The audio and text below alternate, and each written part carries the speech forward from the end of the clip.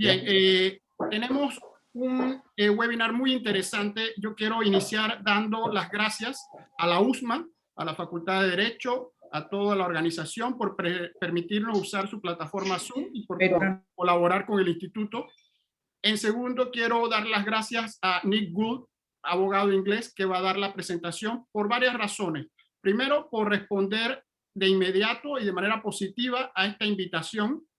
Nick me ha hecho una pregunta de por qué de este lado del Atlántico estamos interesados en este tema, y yo le he dicho de forma muy sencilla de que creemos que este caso, como él lo va a explicar, trata de muchos temas muy importantes, entre ellos un ejemplo de cómo un abogado, un grupo de abogados puede hacer el bien, y así aprovecho para introducir a Nick en una introducción no tradicional. Yo no voy a leer su hoja de vida, simplemente les voy a explicar cómo él a través de su carrera ha ido transformándose en un abogado corporativo que tenía clientes de alto nivel de distintas áreas, corporativos, técnicos, y luego pasó a ser un luchador activista cuando vio unos escándalos y fraudes financieros que envolvieron a varios bancos y afectaron a clientes, y finalmente se interesó en el tema que él va a explicar del post office, donde se cometió una gran injusticia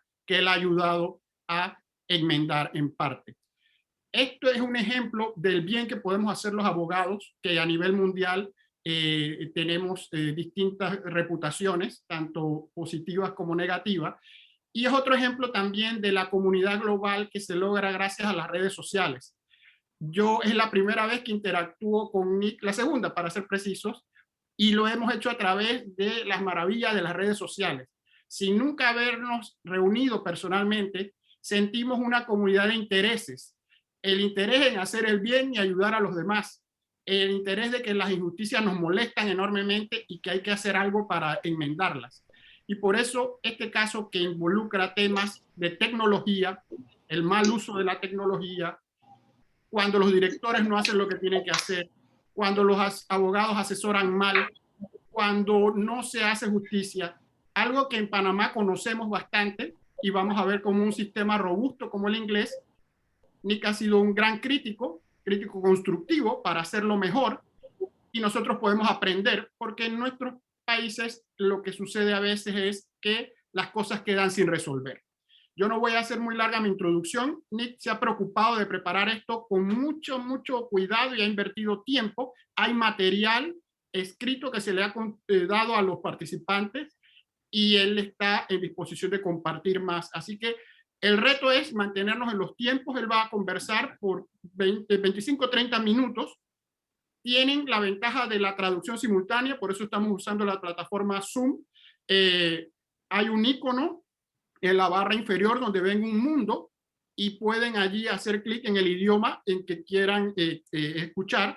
Nick va a hablar en inglés, obviamente, y la traductora le va a traducir al español, y yo voy a hablar en español y a él le traducen en inglés para que él entienda lo que estamos diciendo.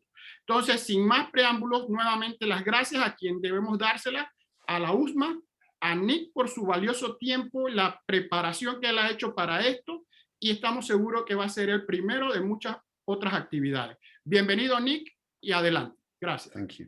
Thank you very much, Carlos. I'm very much looking forward to this.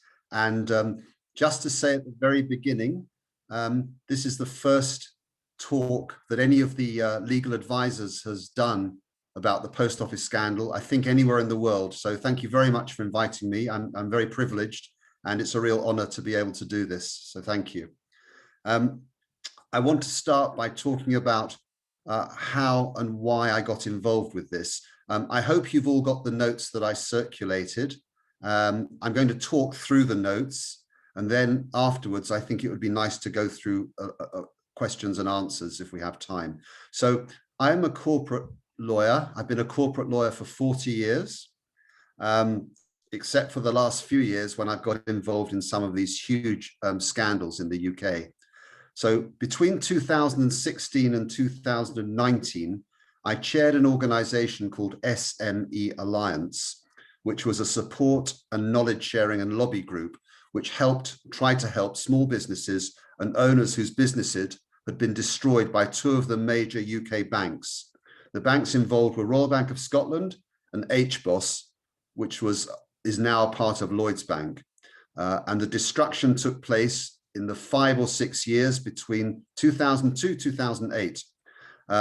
Both banks were smashed by the crash and were saved by the British government, but the impact and the damage of what they did to hundreds and hundreds of small businesses is still going on today, and I'm not sure the banks have really learned anything. So I retired as chairman of SME Alliance in 2019 in the autumn. And about 4 weeks later, I read a piece in the Sunday Times by a journalist called Oliver Shah. And I want to read you the important bit because this is what made me get involved with the post office scandal. When the heat comes on, lawyers are often far too cautious. Their risk aversion itself can be dangerous, as the ex-CEO of the post office might one day realize. She was a lady called Paula Venables, and she ran the post office between 2012, 2019, when it became clear that hundreds and hundreds of postmasters had been wrongly accused of stealing money from their tills in the post office because of errors in a system called Horizon, an IT system installed by a Japanese company called Fujitsu. Some of those postmasters were made bankrupt, some were convicted and sent to jail. Most lost their businesses and their reputations, and about 550 of them joined an action group and sued, although hundreds more may have been affected. Now, rather than do the right thing and compensate them, the post office, no doubt advised by its lawyers, dragged them through a lengthy legal fight.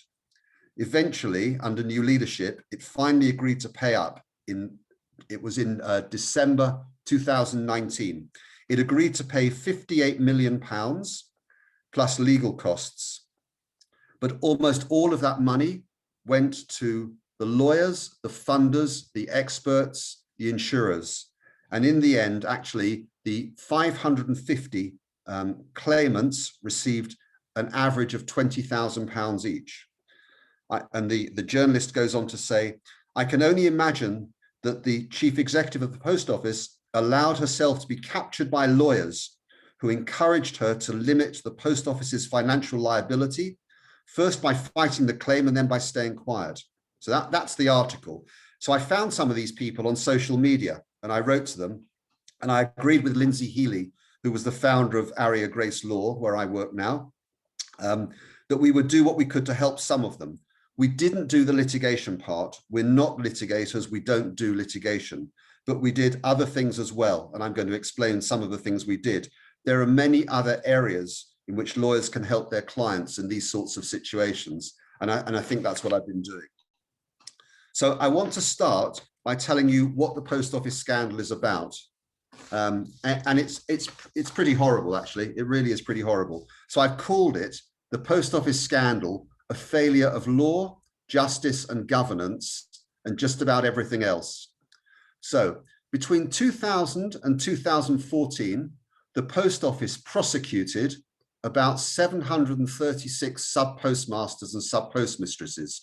These were people that worked in the small post offices that are scattered all around the UK. That was an average prosecution of 1 a week for 14 years. And they were prosecuted based on information from a computer system called Horizon. Now, these prosecutions weren't carried out by the State Prosecution Authority, which is the Crown Prosecution Service. They were carried out by the post office's own internal prosecution teams based on IT evidence without proof of any criminal intent. Some of the postmasters went to jail following convictions for false accounting and theft. Many were financially ruined and were shunned by their local communities. Some have since died. One person committed suicide in 2014. He walked out in front of a bus. Fujitsu was able to change information on the Horizon system remotely without the sub-postmasters knowing about it. After 20 years, more or less, in December 2019, campaigners won a long legal battle to have their cases reconsidered by the Court of Appeal after claiming the computer system was flawed. So what was the computer system? The computer system was called Horizon. It was introduced into the post office network from 1999. At that time, the post office was still part of a much bigger government organization called the Royal Mail. They split up in 2012. And just to show you the difference, the Royal Mail, which is the bit of the post office that delivers the mail every day, has just made a profit of £700 million. Whereas the Post Office Limited, which is where you go in to buy your stamps and get your pension, is essentially broke. It has no money. It relies on government loans. So they split off in 2012. The Horizon system was developed by the Japanese company Fujitsu and was used for tasks such as transactions, accounting, and stock taking. And the size of the Horizon system is massive. By 2013, the system was being used in at least 11,000 post office branches and processing more than 5 million transactions every day. In fact, the Fujitsu Horizon system is the biggest system in Europe, except for military and defense systems. So almost from the start of Horizon beginning to work, or not working, sub-postmasters started complaining about bugs in the system after it showed shortfalls. Some of those shortfalls, so money not being there when it should be there, or being there when it shouldn't be there, amounted to thousands of pounds. So the postmasters who were affected tried to correct those errors. They tried to fill the gap using their own money, borrowing from their family, or remortgaging their houses. What was the turning point in all this? In December 2019, at the end of a long series of civil cases in the High Court in London, the Post Office agreed to settle with 555 claimants just before the delivery of what turned out to be an absolutely devastating judgment so far as the Post Office was concerned. The Post Office accepted that it had previously got things wrong. It was a lot worse than getting things wrong, and agreed to pay, as I said before, about £58 million in damages. A few days after it had agreed to do that, in a High Court judgment, the judge said the Horizon system was not remotely robust for the first 10 years of its use and still had problems after that. The judge said the system contained bugs, errors, and defects, and there was a material risk that shortfalls in the branch accounts were not caused by the postmasters stealing, but caused by the system. As I say, the claimants received about 20% of the £58 million that had been paid over by the Post Office, because the rest of it was funding costs, legal fees, and other expenses. In the UK, we have something called litigation insurance, litigation funding, which I don't know if you have there, where funders will make available money to fund litigation cases. In this case, the funders were paid something like 3 times their original investment, which meant there wasn't much money left for the poor old postmasters at the end. There are now attempts being made by which all that money, all of that £58 million, should be paid across by the Post Office to the claimants. The difficulty is, as I said, the Post Office has no money, so the government is going to have to make available the money to the Post Office, which will then repay the £58 million in full. So we have a situation where after nearly 19 years, 20 years of fighting, the Post Office is in trouble. The courts have shown that its system didn't work. What happens next? So following the High Court ruling, cases were brought before what's called the Criminal Cases Review Commission, which is an independent body which looks at miscarriages of justice. Now, more often than not, these miscarriages involve murder, manslaughter, rape, violent crimes. In this case, this was the biggest investigation the CCRC had ever taken on, and it involved dozens and dozens of people who believed that their convictions were wrong. So far, the CCRC has referred 51 cases back to the courts so that they can look at them again. 48 convictions have been overturned in the last couple of months. 39 of them were overturned on the 23rd of April.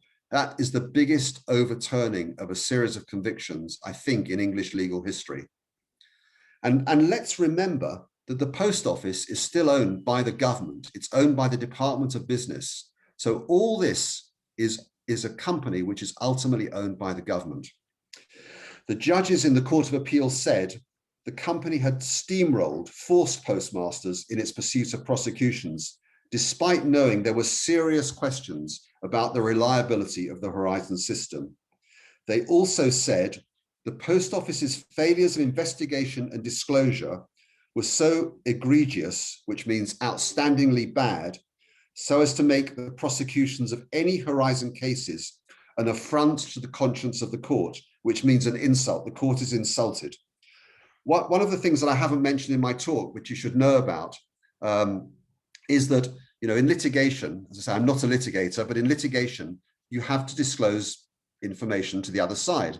And in this case, the Post Office and its advisors clearly hid large amounts of information so that the lawyers acting for the postmasters and the postmistresses, the defendants, didn't have all the information in order to be able to defend their clients. So obviously their clients were going to be convicted. So with these 39 convictions quashed, the Post Office, its directors, past and present, its senior management, some of its advisors, including some of its lawyers, as well as people in Fujitsu, became part of the most widespread known miscarriage of justice in the UK, which is a bad thing, if you like. So what happens next? I think quite a lot's going to happen. As the 39 convictions were what's called an affront to the public conscience, it means, among other things, the appellants can now pursue civil actions against the Post Office for malicious prosecution and seek significant sums in damages. And further appeals against convictions will be heard by the Court of Appeal over the coming months and years. I want to mention one other point before I go on.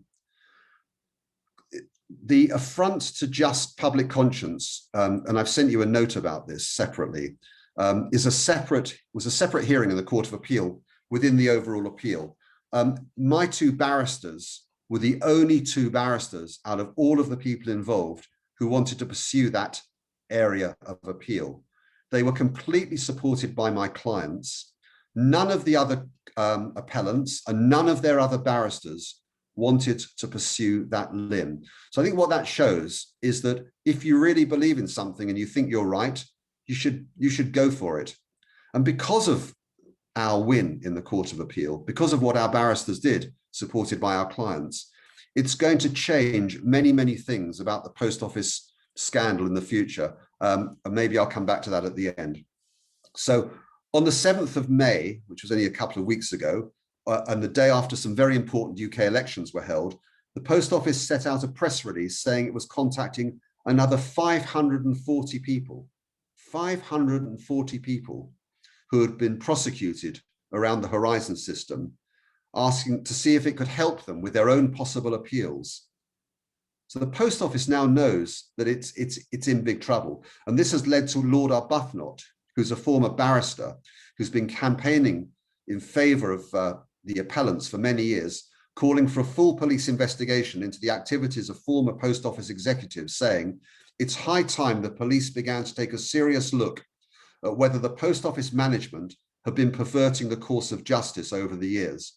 I would think probably the Post Office management have been perverting the course of justice over the years. And in fact, as I think I've mentioned, 2 or 3 Fujitsu employees have been reported to the Director of Public Prosecutions for possible perjury, not telling the truth while they gave evidence. But as ever in England, in Britain, as in many other countries, the wheels of justice grind very, very slowly. So whether anything will ever happen, who knows? The Post Office continues to review 20 years of Post Office scandal history. And to date, it's reviewed around 4.5 million documents. Thousands and thousands of sources, electronically and physical, have been interrogated.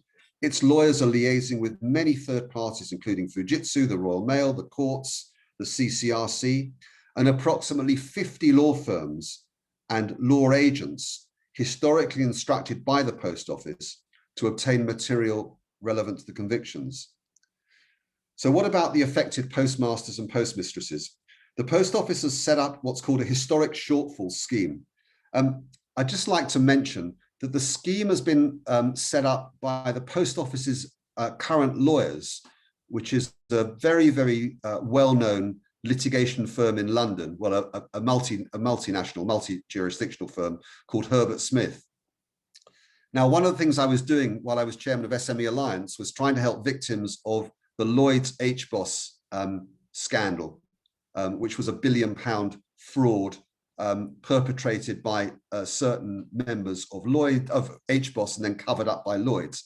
And interestingly enough, the lawyers who are designing the scheme to help victims of HBOS and Lloyds is also Herbert Smith. And in the last year, I think, while that scheme has been running, two organizations have settled. So I don't think anybody who's involved in the Post Office's historic shortfall scheme should expect to get much money very quickly. And more than 2,400 claims so far have been made to the scheme. And it's more than the Post Office expected. And the government will have to step in and cover the cost because, again, the Post Office has no money. So I think the next point for me is actually the most important point for me. Has anyone been held accountable? So far, nobody at the Royal Mail or the Post Office or Fujitsu or any law firms or any accountancy firms or any third-party experts or anywhere else have been held accountable. Although, as I've just said, the High Court judge who heard the very long cases last year said he would refer certain Fujitsu employees to the Director of Public Prosecution for possible further actions because he had grave concerns about the evidence they gave. And when judges use words like grave concerns, you're in trouble. I can also say, because we're doing this, my law firm's doing this, letters have been and will be written to the organizations which regulate the legal profession and the accountancy profession, asking for a full investigation of individuals, that's lawyers, accountants, law firms, accountancy firms, who've been involved in advising or assisting the Post Office since 2000. It's not possible for this to have happened without professional advisors doing what they shouldn't have done. I mean, I feel very strongly about that. If people had done what they should have done, then we wouldn't be having this discussion. So last week, a full statutory inquiry was set up by the government. Previously, the government had agreed to set up a very low-level inquiry with very limited power. So now no power to call witnesses, no power to demand documents or ask for evidence. But there's been such an uproar generally about this that the minister said, government wants to be fully assured that through this public inquiry, there is a public summary of the failings associated with Post Office Limited's Horizon IT system. It will consider all other relevant evidence, listen to those who have been affected, understand what went wrong, and assess whether lessons have been learned and whether concrete changes have taken place or at least are underway. So I think that's, I've got a note here which I just wanted to mention about my 3 clients. So I act for 3 clients who you can read about. They are everywhere in the news. They're called Janet Skinner, Tracy Felstead, and Seema Misra. And I've got very, very friendly with them in the last few years. They are amazing women. So just to give you an idea of what some of these poor people, what happened to them. And the reason I think this is important is because lawyers are very good at, some of them are very good, some of them are rubbish at doing law, but they're never very good about thinking about the effects of what happens when they do bad things. So Seema Misra, in 2010, was jailed. She was convicted of theft. She was jailed. She was taken out of court in handcuffs. She was 8 weeks pregnant, and she was put in jail. And she said that if she hadn't been pregnant, she probably would have killed herself. Tracy Felstead was 19 in 2001 when she was tried and convicted and sent to jail. She's now nearly 40. So it's taken half her life to have her conviction overturned. Her conviction was overturned on the 23rd of April this year. Janet Skinner was jailed for, I think, 14 years ago. She was a mother with 2 teenage children. She came out of jail. The post office pursued her. She became partially paralyzed because of the stress, and she still can't walk properly. The post office have caused, and its advisors have caused, people to become sick, to die, to commit suicide.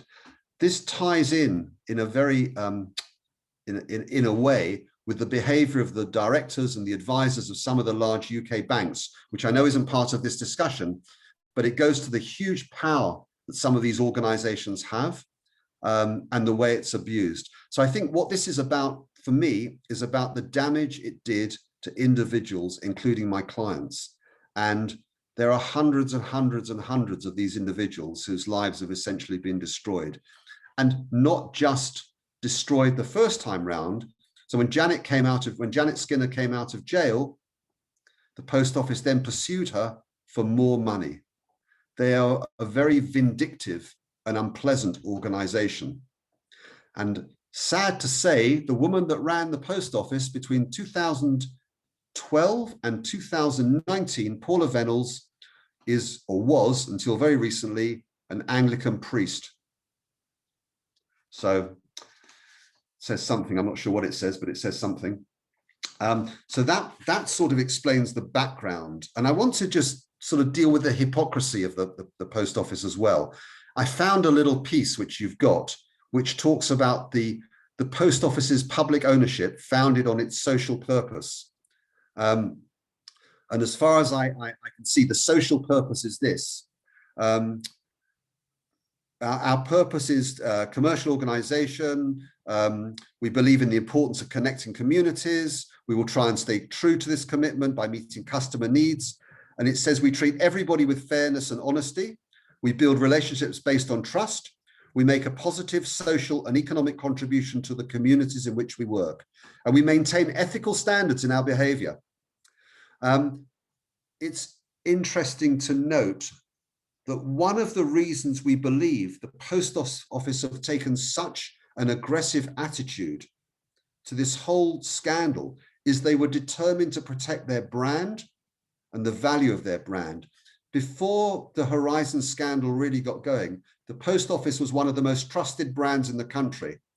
It spent hundreds of millions of pounds trying to protect its brand, and its brand is now rubbish. It's just been trashed. So I think that's quite an interesting point as well. Then I also sent you, and I don't know whether you've had a chance to look at any of this, there's some very, very interesting comments from a debate in Parliament a year ago. And I'm not going to go through many of these, but I think it's very, very interesting to see how MPs generally have all been on the side of the postmasters and postmistresses. Normally, you find a few MPs who are going to be on the side of the government, the post office, whatever, except for a few ministers in the Conservative Party who are in power.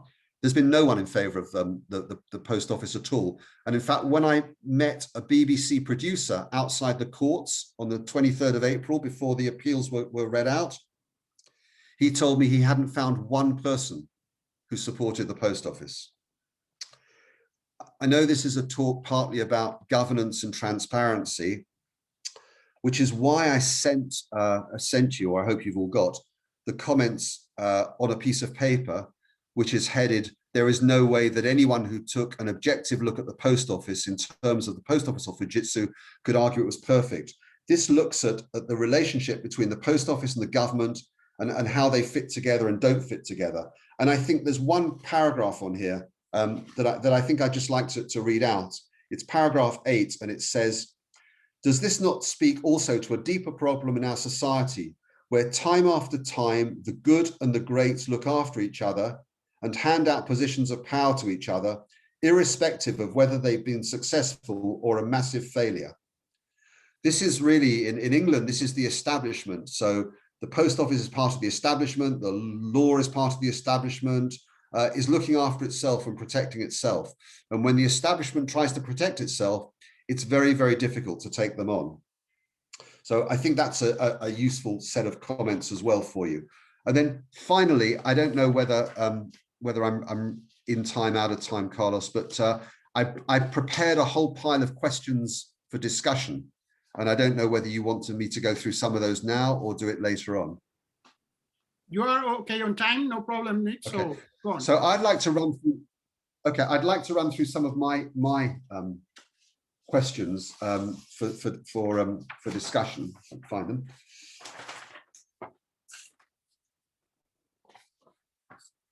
So I've got 4 really, really big questions just to raise with people, and I think about this a lot. The criminal justice system in the UK has failed. It's failed over 20 years. It failed because judges didn't listen. They didn't believe the postmasters. They believed the prosecutors. They somehow they just couldn't get their minds around the fact that the post office, this trusted brand, and Horizon, this quotes trusted system built by Fujitsu, could be wrong. And you know, I said at the beginning, why did the justice system fail so many people for so long? I don't know. But Tracy Felstead, as I've just said, has waited half of her life for the Court of Appeal to overturn her conviction. So in Australia, there was a huge insurance scandal in 2003, I think it was. It was the HIH insurance scandal. And it was investigated by a very well-known judge called Justice Neville Owen. And he asked at the end of his report, he said, did anyone ask themselves, is this right? Can this be right that this thing had happened? So in the UK, I say, nearly 10% of all of the sub-postmasters in the UK, 10% were prosecuted over a period of nearly 15 years, more than 1 a week. But no one in the post office, none of their really smart legal team, none of their management consultants, none of their accountants, none of their advisors ever thought to ask, is it possible that the post office's recruitment process, frankly, was such crap that it had recruited all these criminals to work in post offices? I mean, where was someone who said, you know, excuse me, mate, this just cannot be right? No one looked at that until 2019. So that's the criminal justice system really is in terrible trouble because of this. It's good to see, and it's not really for this discussion, but I think I've sent a summary of the Court of Appeal judgment.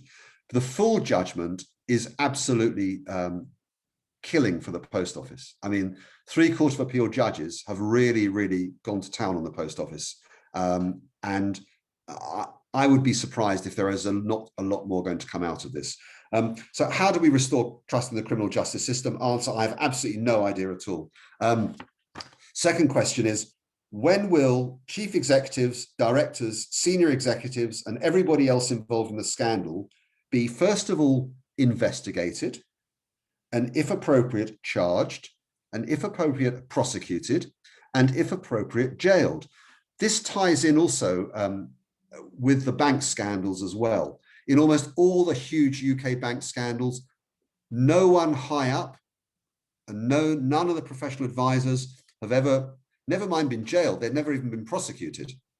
Again, it's the establishment protecting itself. It's also the fact in the UK that the criminal justice system and the civil justice system, but particularly the criminal justice system, is completely underfunded. The CCRC, the Criminal Cases Review Commission that I've mentioned, has had its funding cut over the last decade, not increased. Its workload increases. It's not something the public are interested. They're not interested in criminal justice until it happens to your mother, your sister, your uncle, your aunt, your anyone. And then everybody runs around. So I'm afraid to say, and I don't care, as I say, I don't care anymore. The criminal justice system in the UK, which maybe used to be good, I have no idea, is now, it's a failed system. It really is.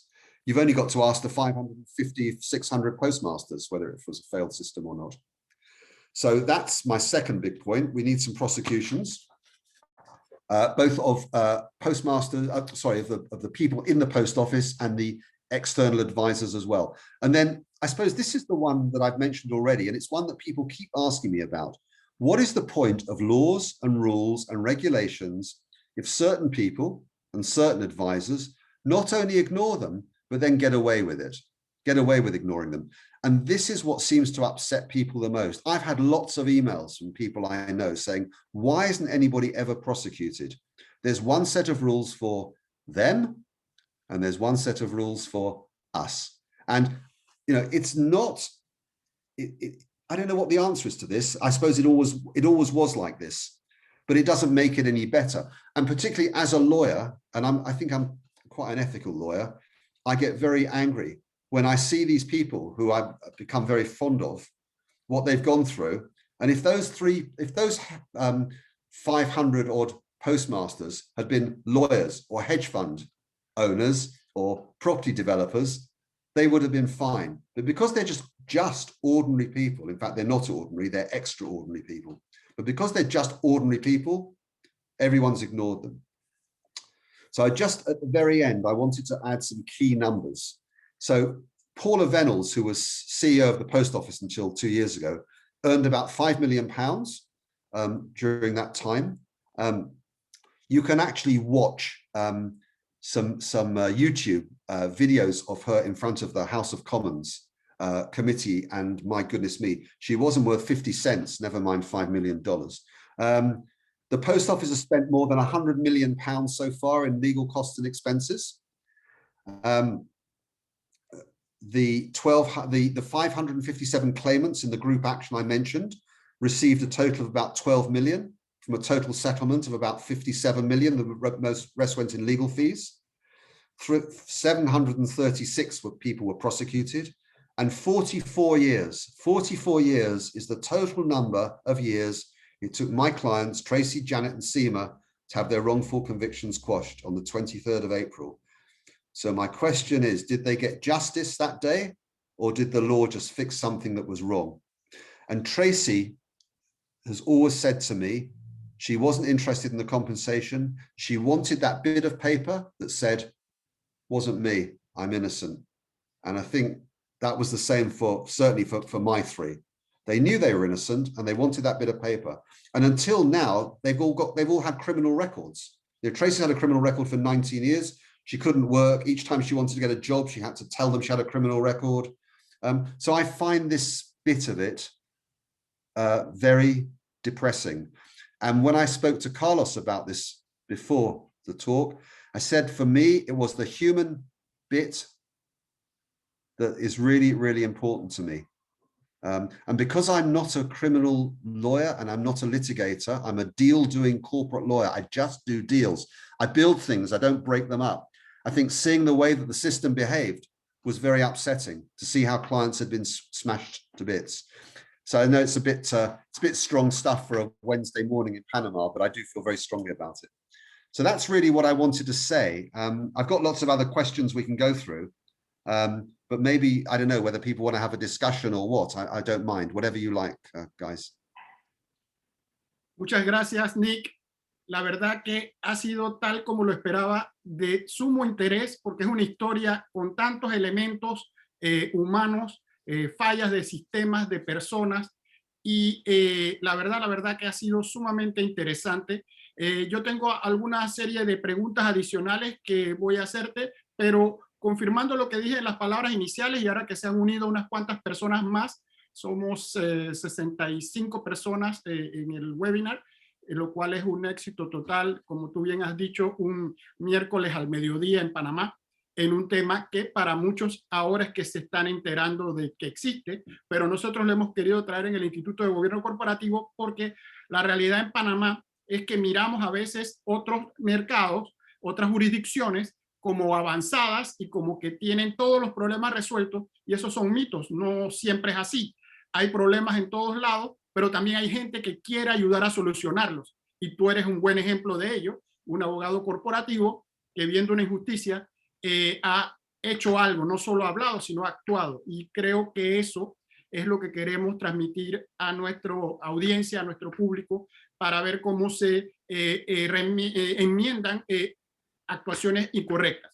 Las preguntas específicas que tengo para ti, para que nos desarrolles más, ya tocaste la mayoría de los temas, es básicamente en tu opinión, como este es el Instituto de Gobierno Corporativo en Panamá, en tu opinión, ¿quién es el responsable finalmente del gobierno corporativo en esta triste historia? Que aparentemente, y nos lo ha demostrado, era proteger la marca, pero terminó siendo todo lo contrario, se dañó la marca. Entonces, en tu opinión, ¿quién era el responsable final del gobierno corporativo?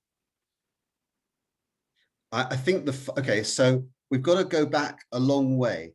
Paula Venables, who I've mentioned, is like the scapegoat. She's the bad one. But she was the chief executive 2012 till 2019. Okay, before her, there was a lady called Moya Green. Moya Green was Canadian. I like Canadians. I lived in Canada. I have no problem with Canadians. She was Canadian. She was one of the highest paid businesswomen in the country, working for one of these organizations. And she was there, I think, when the post office was split, the Royal Mail. So she was involved in this. Before that, there was a guy called Adam Crozier, who was the boss. He used to be the boss of the Football Association before he became boss of the post office. This goes back to 2000. So we've got a whole series of chief executives and executives on the board, and presumably advisors. But in the end, it has to come down to the board. The board didn't ask the right questions. I see this a lot, and I'm sure you see it as well, that directors of big organizations, you know, they come in for a day a month, and, you know, they have their lunches and they, you know, have a chat and cigars and whatever, but they're not able to ask, partly they're not able to ask the right questions because the organizations are too big. And secondly, I'm not sure that they want to really push against it. They use expensive advisors. It goes back actually to what I said at the very, very beginning. This is why I'm interested in this. It was the Oliver Shah article from 2019, where he said, when the heat comes on, lawyers are too cautious. Rather than do the right thing and compensate the victims, the post office, no doubt advised by its lawyers, dragged them through a lengthy court case. I can only imagine the chief executive allowed herself to be captured by lawyers who encouraged her to limit the post office's financial liability. And what we have, of course, and again, it's the same with the banks and other organizations. We have these huge organizations who have unlimited power, time, resources, money. But time is important because they can wait for people to die. They can wait, particularly if you're ill, you're not well, and they can use this unlimited power. I mean, you know, the costs of this. And there's another example I can give you, which again is the Lloyd's HBOS scandal, where there's an investigation going into what happened in between 2002 2008.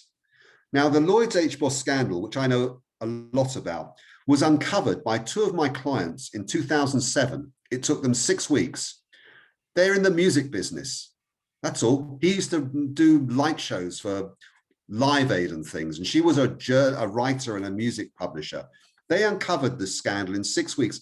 It's taken a judge 4.5 years so far to write her report. They've spent over £100 million and employed 50 barristers to dig through the evidence. The sort of the law just seems to take over. There's a complete absence of common sense. But sorry, going back to your question, Carlos, who's responsible? The board are responsible. That's what they're there for. And I think one of the interesting things in the post office point, and it's one of the papers the notes that I've tried to put together, is the relationship between the Department of Business and the post office itself.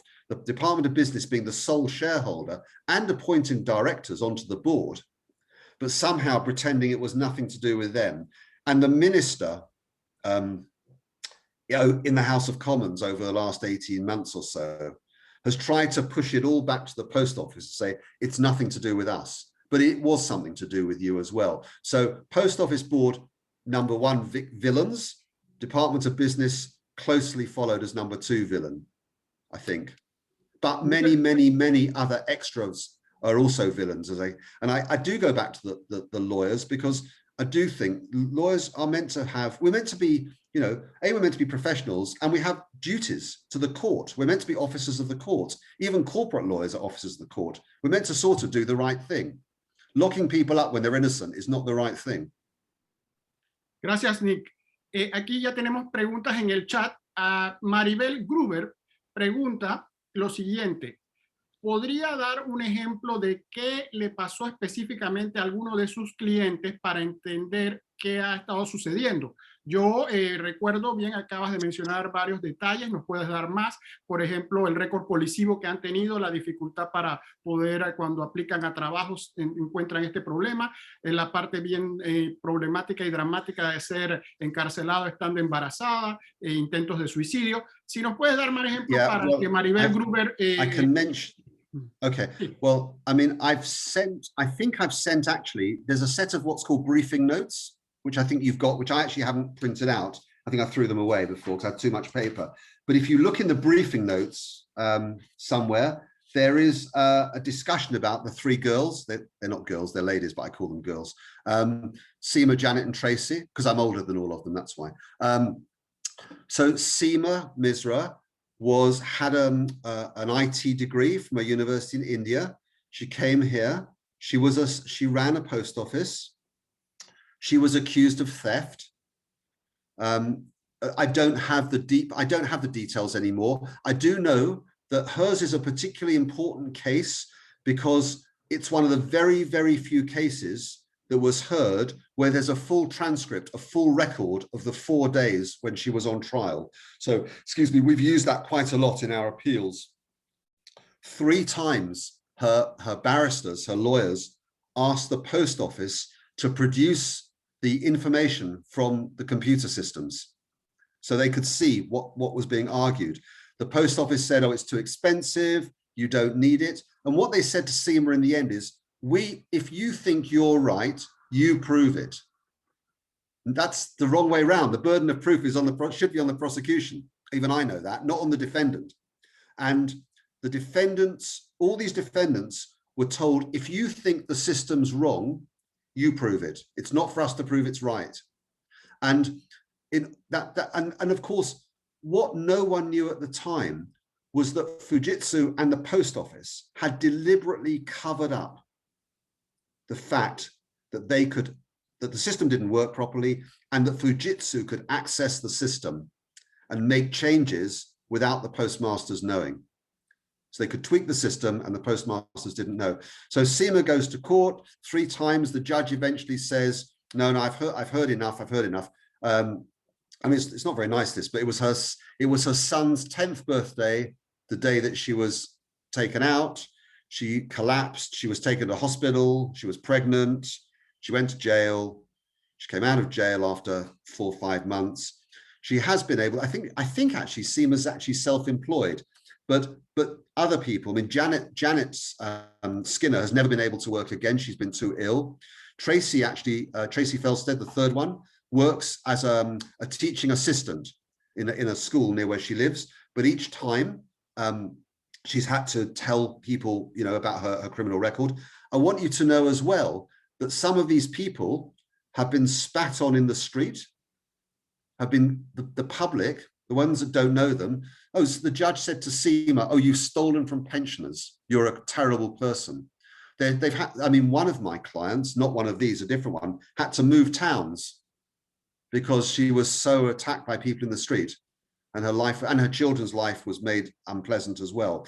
So the personal, the human damage that's done to these people is something we never really think about. I don't think we do. We don't think enough about it. And that's why I think what's happened last month was so important. I can't tell you all the details of more of what happened to them because I just don't know, and it sort of wasn't important for what we were doing. Can I just slightly change the subject for 1 minute? I just think it's important to mention, well, because I'm proud of it as well, but because I think it shows the good side of lawyers, that the entire legal team of me, Flora Page, and Paul Marshall particularly, who's our amazingly brilliant barrister, all worked for free. No one has asked for any money at all. We did this because we thought it was important, and we reckon it's probably cost us, well, not cost us because we did it for free, between £500,000 and £750,000 to do this work in the last 18 months. And we also had a fantastic PR agency called DRD Partnership, who did all our media stuff for free as well. So there are good people around. There are also bad people around, but we should never forget there are good people around as well. Sí, de acuerdo. Nick, una pregunta de seguimiento de Maribel Gruber. Ella se pregunta si una vez que estas personas fueron acusadas de robo, si el sistema no tenía el rol de los auditores internos, no los auditores externos, sino controles internos para que reportaran a la junta directiva, al board. ¿Qué sucedió con esas personas que en nuestras organizaciones tienen un rol importante en primera línea de defensa? That is a brilliant question. Brilliant question. They failed. They didn't do their job. They didn't do their job. We think, but we don't know. And I think this will come out in the inquiry over the next year or so. We think they were all so focused on protecting the brand. That was more important to them than anything else. And in the UK, we don't have a great history of protecting whistleblowers either. It's not like the States. Whistleblowers tend to be very, very unpopular people. They don't tend to get payments like in the States. And most people won't whistleblow. And they had jobs to protect, and that's what they did. And it's all rather pathetic, isn't it? Really? Sorry to say. I mean, sorry, Carlos, I suppose the point is no one comes out of this well. Everybody comes out of this until 2019, when Mr. Justice Fraser gave his really two great judgments. Everybody comes out of this badly. Everybody. Muchas gracias. Una pregunta, Nick, y es algo que por este lado del Atlántico nos es familiar, que es cuando uno ve ciertas personas que cometen ciertas actuaciones, autoridades, uno se pregunta si esas personas se consideran que están por encima de la ley. La pregunta aquí es si tú crees que el Post Office o varios de sus asesores se podrían estar considerando que estaban sobre la ley no les aplicaba a ellos. ¿Había algo eso en la mente de alguno, en tu opinión? Yes, I've actually, it's very interesting you say that. I've just written a very, very short paper that I'm going to be giving at a Centre of Ethics here in England. We're all going to give a short paper on it in 2 weeks' time. And the last line of my paper says, unfortunately, there are too many people in this country who still think they are above the law, mostly directors of banks and large institutions and their advisors. I mean, I don't know whether you wouldn't know this, but there's a very large law firm called Deckerts, which is, I think, an American law firm. And they are one of their partners is currently being sued by a very, very large mining company because he thought he was above the law. I mean, the difficulty we have in the UK as far as lawyers are concerned is we have a regulator. The regulator, the Solicitors Regulatory Authority, my own view is that it goes after the very small law firms because it's easy to go after the small law firms. It will never go after the bigger organizations because it doesn't have the power or the money. The Serious Fraud Office, which is another organization which is meant to take on big companies, doesn't have the money. It keeps failing. All of these government agencies that are meant to take on people who think they are above the law, they don't have good people. They don't get paid much. They're not funded like in America, you know, with the Justice Department, things like that. And therefore, there's this huge imbalance of resources, as I mentioned before.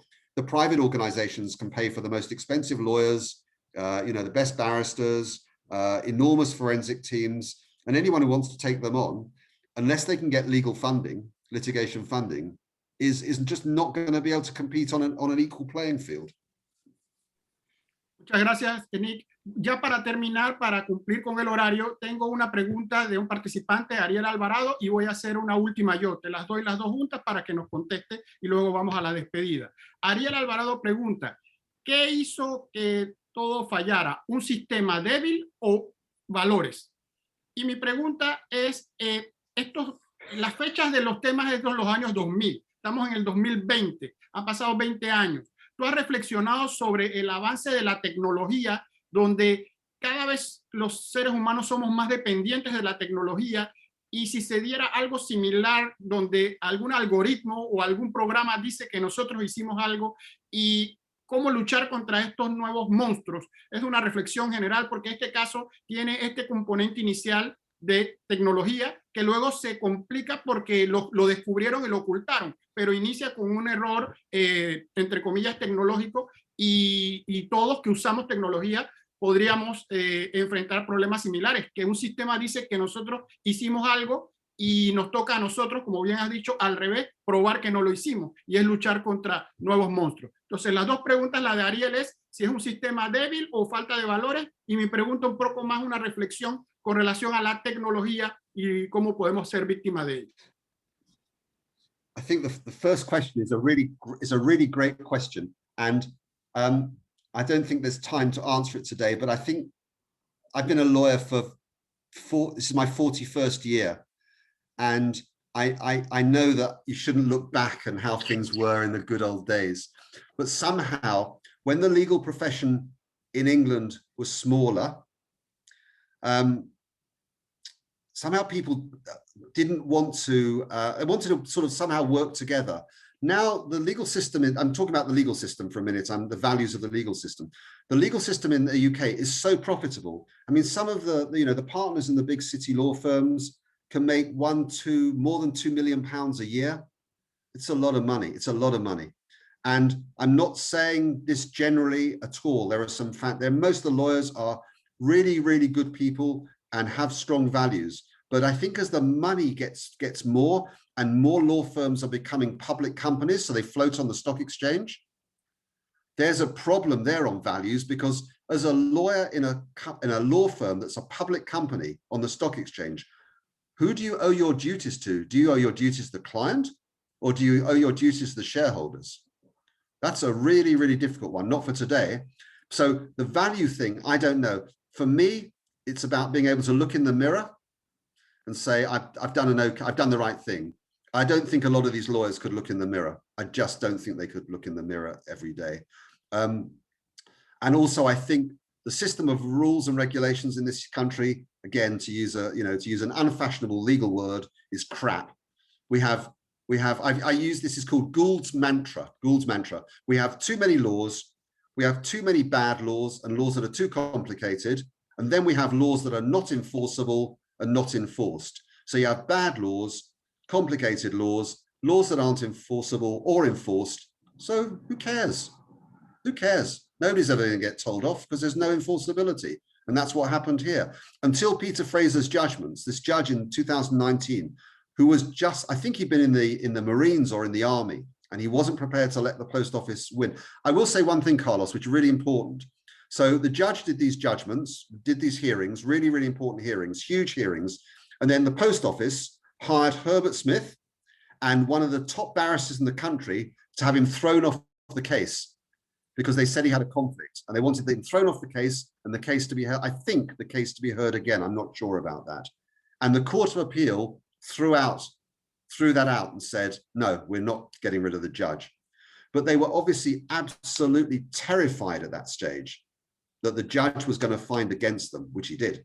So values against, I just don't know the answer to that, I'm afraid. They're both, the values aren't very good, and certainly the rules are rubbish. The rules are rubbish. On the IT side, Seema was an IT, I mean, she's got a degree in IT. She said to me, if it can happen to me, it can happen to anybody. And we've discussed this. I've discussed this at home and family and friends. You know, the post office has, what did I say? It had 5 million transactions every day.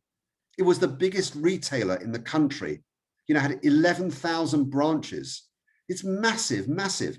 And it was going wrong there. So where else could it go wrong?